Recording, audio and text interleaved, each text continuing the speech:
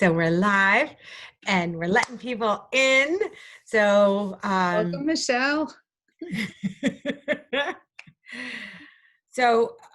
you are hopefully moving into your new place. Hopefully, this weekend, fingers crossed. Oh my God, the weekend before Thanksgiving. Right, right. Holy cow. So I have to say, I placed an Instacart order yesterday with the we'll get a turkey breast and then some miscellaneous signs. And when the lady came to deliver the stuff, she had the turkey breast, cranberry sauce sold out, bottles of gravy sold out. I Oh, had 2 sweet potatoes and a turkey breast. And I'm oh sitting like, no. well, that's what you get for waiting so long. I heard that there's a lot of restaurants that are catering, like they're doing that. So I know Blooming Grove in Ewing, they're fabulous. I love Blooming Grove. It's like a house in the woods. Okay. And I can't wait till all this is over because I want to go there and sit and have drinks on their porch. And it's like sitting in the woods and it's Well, really cute. I made a note. So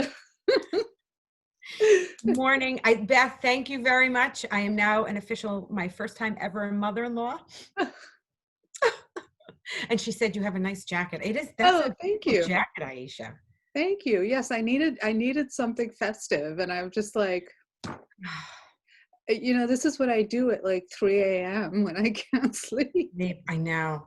I think about stuff too, like, oh, what do I need? So I ordered my winter wardrobe. My winter wardrobe is going to be turtlenecks and like these little zip up sweatshirt type. Oh, yeah. Yeah. Yeah. So. Well, I guess 8:27. Let's get going. Okay. So welcome everybody to the, oh wait, I have to find my screen. I'm sorry. Welcome everybody. We are talking today about online networking, and we have been talking about how do we do this networking. And we have obviously our fabulous Aisha Hamilton, the owner at Hamilton Law, who is the champion of employees. And I'm Alisa McCabe, the owner at First Steps Financial, and we help small businesses get their act together. All information and content on this webinar is for general purposes only. Good morning, everybody. It's glad to see everybody. Online networking. So everybody's getting invited to online networking. I'm sure, that all these things are happening. And Aisha, how are you doing with it? Like, are you going to them? Like, what are you doing? How are you doing any networking? Well, so there's been a progression in how I handle this, right? So back in March and April, when I got invited to online networking groups, I said, no problem, I'll join every group because I'm not driving anywhere, so I can actually participate. I will tell you, I'm not doing that anymore because the groups that I made judgment calls about back when when we were meeting in person, for example, like a BNI format group, never really worked for me. They didn't seem like the best use of my time. Not just because some of these groups are 50 people in a room, but also oftentimes I found that these people and their referral networks couldn't necessarily afford the service, right? So and then the format of you're pushed to develop leads. And you have to keep calling these leads. They could be cold leads. If someone feels the need to hand a piece of paper and get logged on a logbook that they handed out a lead, was kind of not a good use of my time. No. And the same exists with online marketing. So, now I think we've progressed to I've found small niche groups, right? So I'll network with groups of lawyers. because I find that most of my referrals come from other lawyers. That's great. And so what kinds of stuff are you doing? Well, no, I actually, I belong to the Experian team. Yeah. Aisha and I were doing that together for a while when it was in person. And I'm enjoying that actually. But it's such a small group and we just talk a lot about, I don't know, it's kind of like a therapy group because we talk about like, what are you experiencing? What's going on with you? And then we do try and help each other. Everybody has a different industry, which is nice.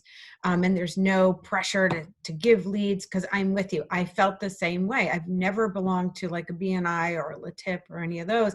And I love them and they're super supportive groups and some people adore them. It's just never been for me because like you said, I don't want to spend my time chasing leads that aren't as fruitful because people feel like they have to give a lead. Right. Some of the other things, I've actually been experimenting with other things because at first there was nothing when this happened. I was like, okay, what am I going to do? So I started doing webinars. I started doing webinars with my clients.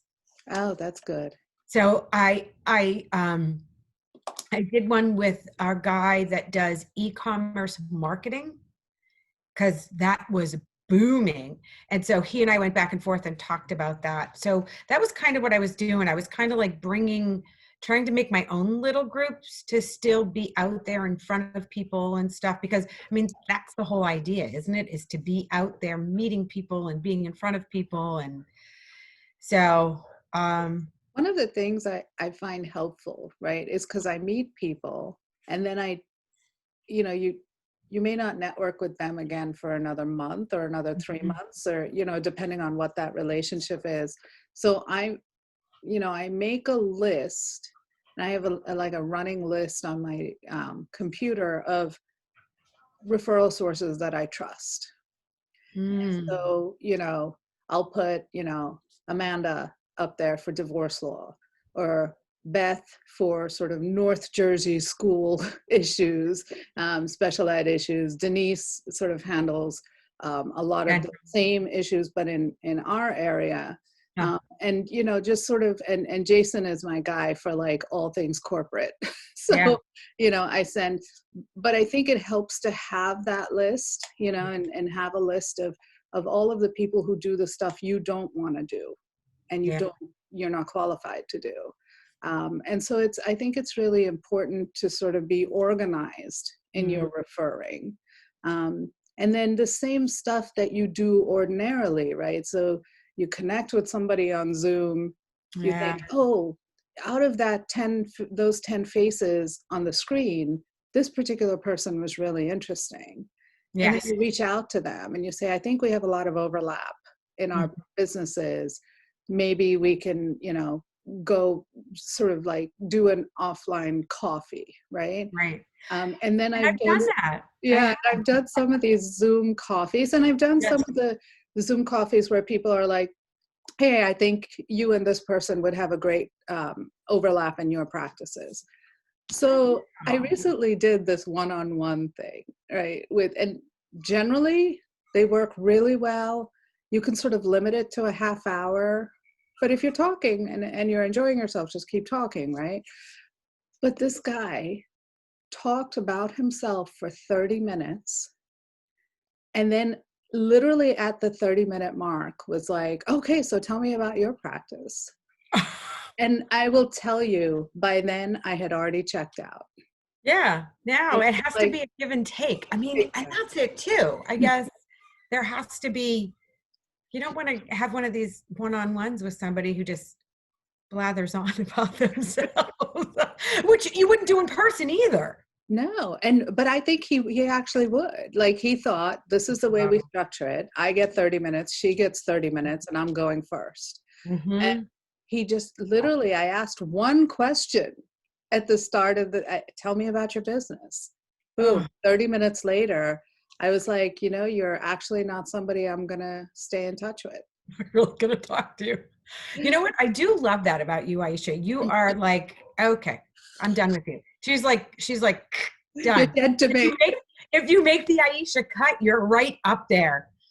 Yeah, I have to be more like that because I can spend some time with people who are not good um, referrals or productive. Yeah. So, I but think you still have to follow that 80-20 rule, right? Is um, you let the person speak, 80% of the time, and then they feel like they sort of got it out of the way, right? But he yeah. didn't get that memo. He's like, oh, I have to speak 80% of the time. Yeah, Oh, well, not a great networking experience. so I went to a virtual conference yesterday, all day.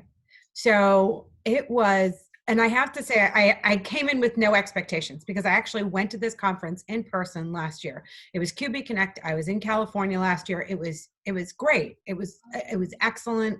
I love conferences because I feel like I learned so much, and I Right. get to meet all these people. And I knew I wasn't going to meet people, which was one part that I missed. But they set up these cool things called brain dates, so that people throw up this comment like, okay, I know how to do invoicing using this app. Does anybody want to come in and talk to me about it? And people can sign up.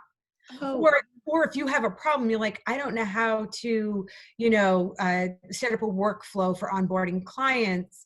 Is there anybody who's an expert? And so someone would come in and talk to you about it. Or someone could say, I'm an expert at this, and they have like 8 seats. So that's really cool. So you get to have those real small group stuff.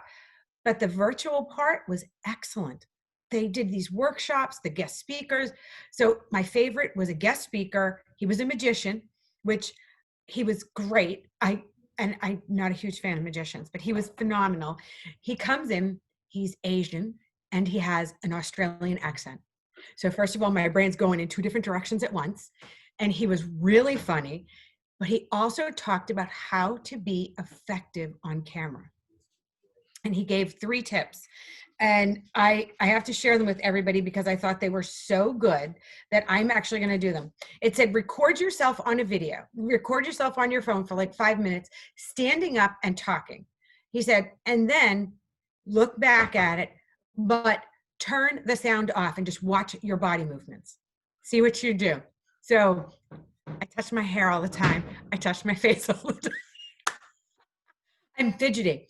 And then he said, then play it and put it face down so you can't see that you can't see yourself, but you can hear yourself. And so listen to what you're saying. Listen to like the content and your voice and the fluctuations and all.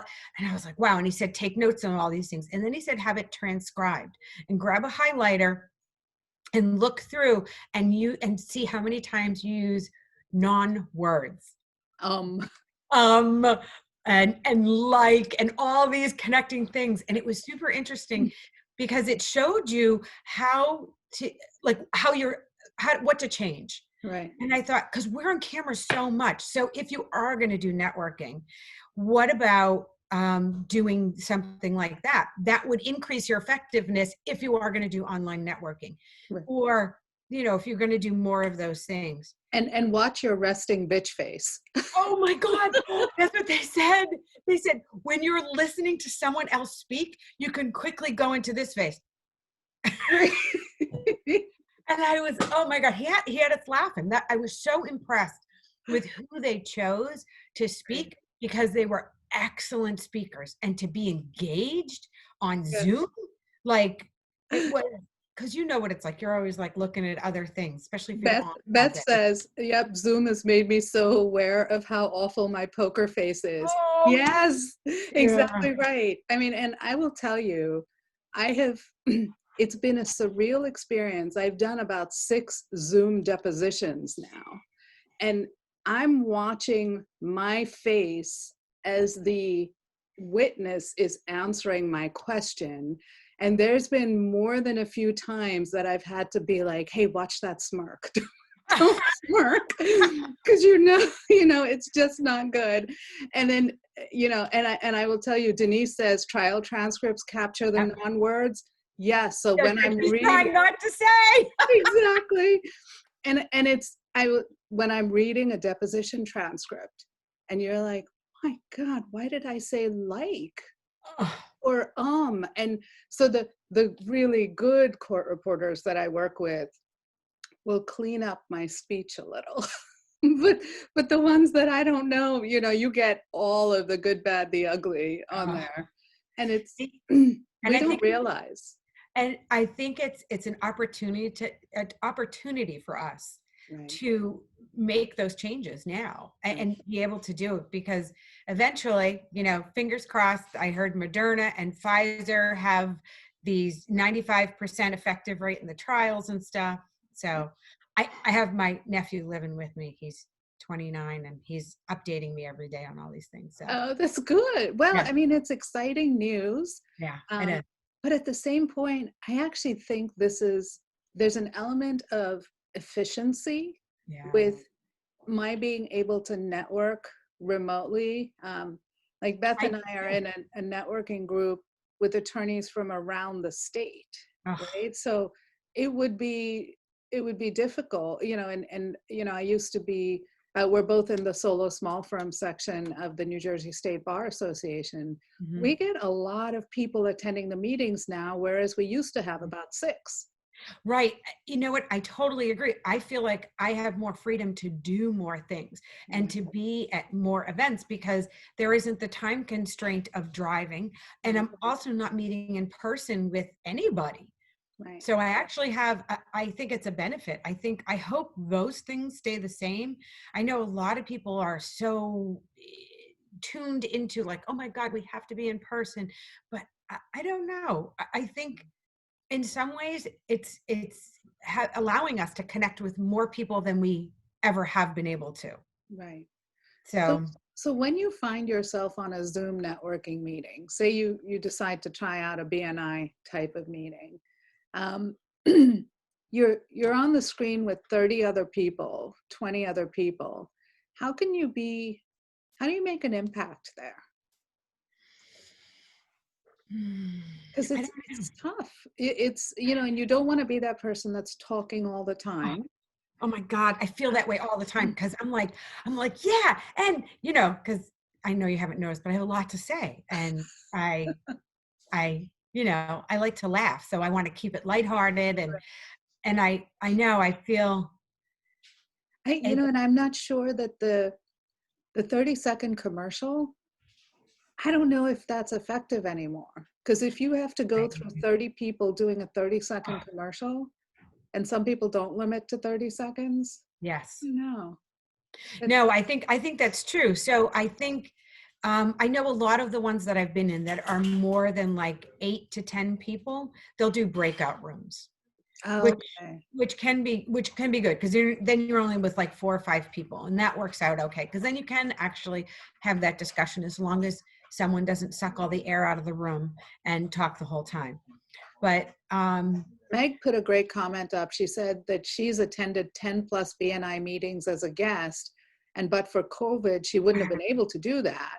yeah, And BNI does keep you structured. I will agree with that yes, they have a format that works, right? And right, so and I know people who've been, BNI members for like 10, 15 years, like founded the chapter and stayed with it. And it is actually an effective use of their time. absolutely, So that does make sense. I mean, there is a there is a format that works. yeah. You just have to decide now, does that work for my business? And does it make sense for you? I mean, look, my husband joined LaTip when he first started his company, and Right, it absolutely, hands down, was what got him started. And he got phenomenal referrals, right, but he's an electrician. So that's a really good group because that's an easy referral because you're talking businesses, homeowners, everybody can refer. So that was much easier. Whereas you and I think you have a certain line that of referrals that you can get, and I do too. I only work with businesses and only certain types of businesses, right. so So you know the other sort of cautionary tale tip I wanted to throw out there is be careful of using the private chat or the messaging features, um, hmm because you're not sure. I mean, I know the private chat is not saved, but the group messaging chat it does end up getting saved as a part of once the host closes the Zoom meeting. Yeah. So just be careful about what you're putting on there.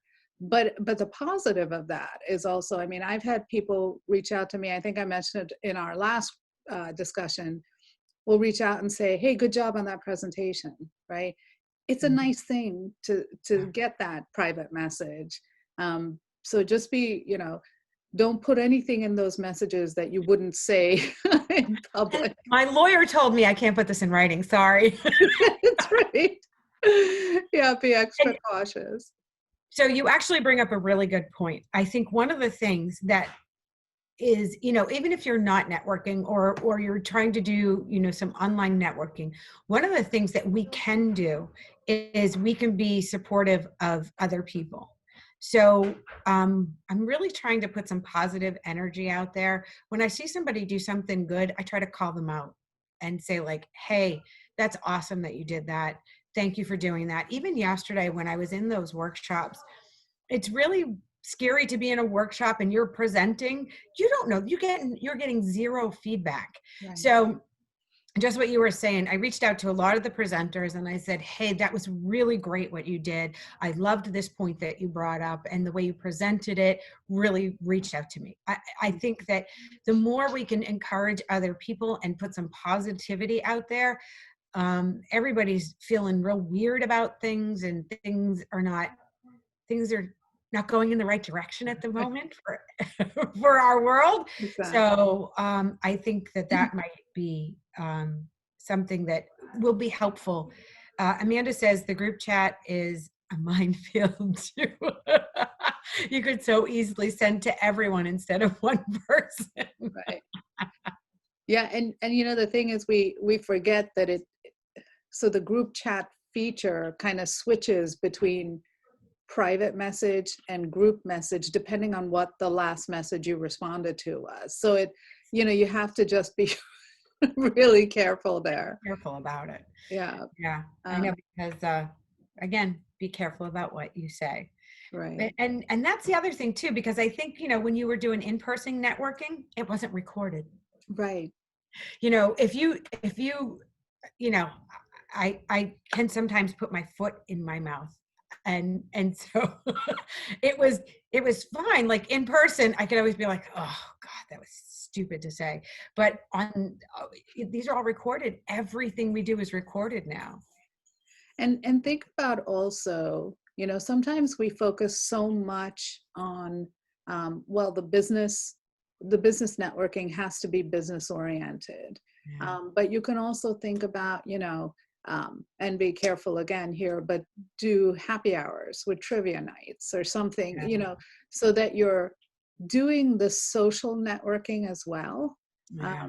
Because I think networking at the end of the day is relationship building. And Hmm. so you've got to like the person you're networking to, and then they're automatically going to be your first thought on a referral, right? That's you know what, that's true. And so we're building these relationships over Zoom. Right, you know and how do you do that? I mean, in some ways I think it's kind of easier because like you're in everybody's home, right. and so and a lot of times people have their pets or their kids or somebody goes in, or you can hear something and you start to like get to know people in a different way. I've actually met so many new people during this. Yeah. It's been kind of interesting. I mean, and it wasn't even through networking. It was like, I was asked to be on a podcast. So the podcast was like this. It was a Zoom call. And while I was on the Zoom call, the person who was interviewing me, their cat came in the camera. That's cute. And so then we started, of course, that stopped everything. We started talking about the cat and how many cats do you have? And, do you have any pets and kids? And it evolved into this really great discussion. And it's someone that I got to know. And then that person referred me to somebody else to be on another show. And so it's like, it was kind of cool, that you get to meet more and more people, but it is about having those conversations about people. And then, And and I will say, when you're on a call with like 30 people, 20 people, be cognizant of the fact that unless you're speaking, put your mic on mute. oh, Right. So Denise says 21st century version of the hot mic. Literally, I have heard conversations that people are having with their spouse. I've Yeah. heard conversations where they're talking to their secretary saying, no, do that later. We don't need that. And it's actually very disruptive to the person who is speaking. Yeah. So, again, that sort of goes to the Zoom etiquette. Yeah. And my sense is if you're not paying attention to that kind of stuff, I'm not really going to keep networking with you, right? Yeah. Because it's, I don't know, If you it's don't know how to being use, polite. yeah, if you don't know how to use Zoom by now, a little concerned about you. Right. You're Right. probably not the person I mean, we're so technology based that, yeah, As Meg Meg says, says, it's a it's a click. click.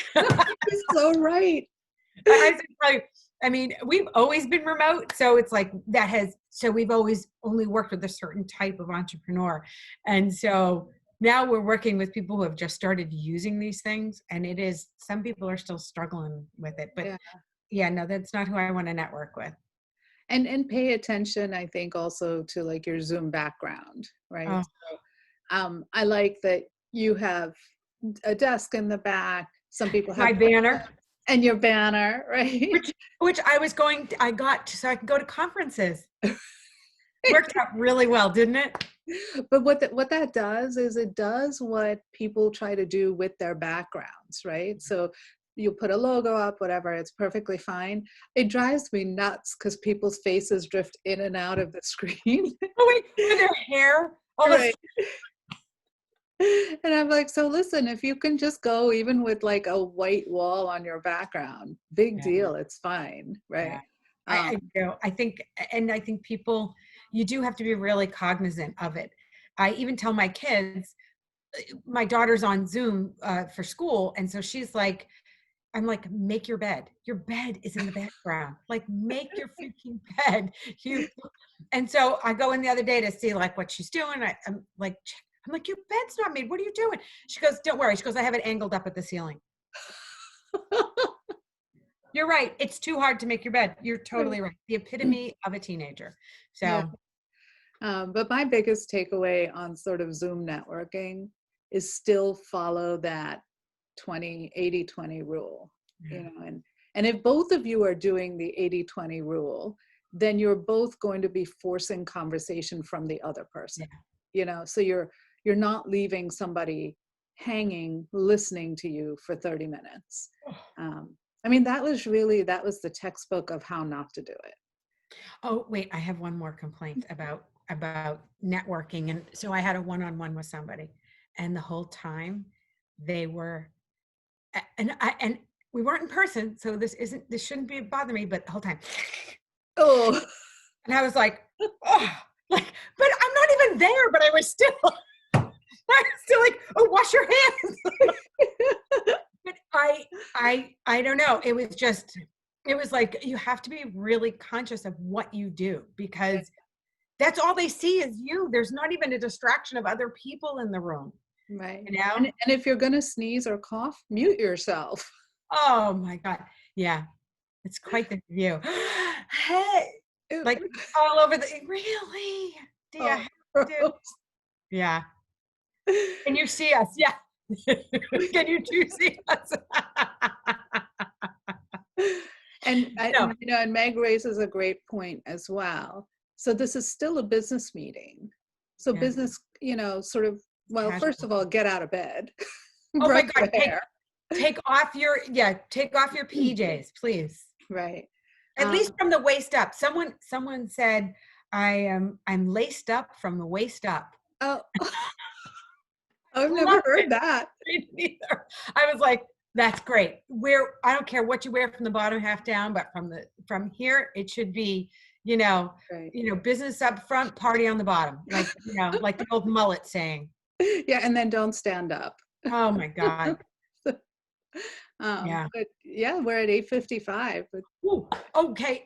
Sorry, I was laughing and having way too much fun today. Thank you. So next time we are going to be talking about saying no as a complete sentence, and it's empowering. How do you say no and still feel good about yourself?